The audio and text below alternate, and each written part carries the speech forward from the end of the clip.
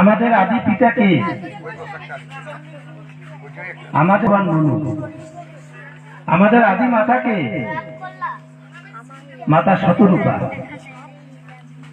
পুরাণে বলেছে যে পিতাই ধর্ম, পিতাই স্বর্গ, পিতাই পরম তপ, পিতুরি পিতিমা পণ্যে পিয়ন্তে সর্বদেবতা। অর্থাৎ পিতার চরণে সব দেবতা অবস্থান করতেছে। আর আমরা কোথা থেকে আসছি?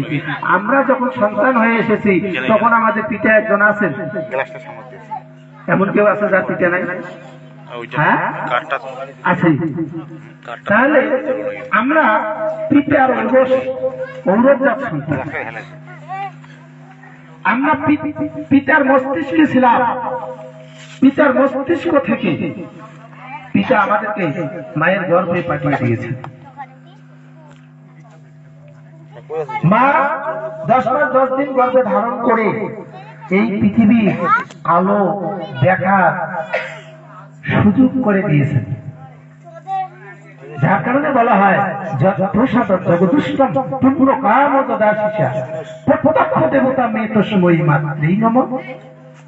তাহলে যৎকিঞ্চিৎ কৃপা বলে মা কিন্তু আমাদেরকে 10 মাস 10 দিন গর্ভে ধারণ করে পৃথিবীতে পাঠিয়েছে। পাঠানোর ভূমিষ্ঠ হওয়ার পরেও যদি মা মনে করত যে এই সন্তানটার গলা টিপিয়ে আমি মেরে ফেলবো, পারতো না?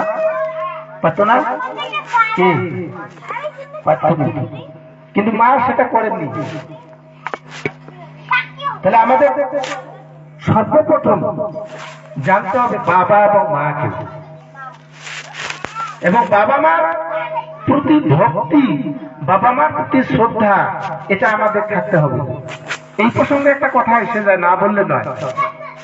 বলবো, বললে যদি আবার মন খারাপ করেন।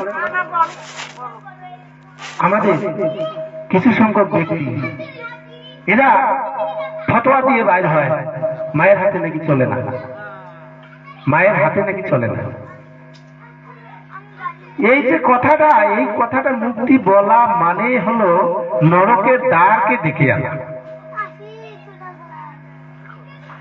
কত ধুমধামের সহিত আজকে মায়ের পূজা হয়ে গেল। মা ছাড়া কেউ আলাদা কথা বলছেন যে মায়ের দুর্গা মাই কি জয়, লক্ষ্মী মাই কি জয়, সরস্বতী মাই কি জয়। এত মার জয় দিতে পারো, আবার বাড়ির মাটার হাতে তোমার চলবে না, এটা কি করে তোমার মুখে সম্ভব? কেনই বা বলো?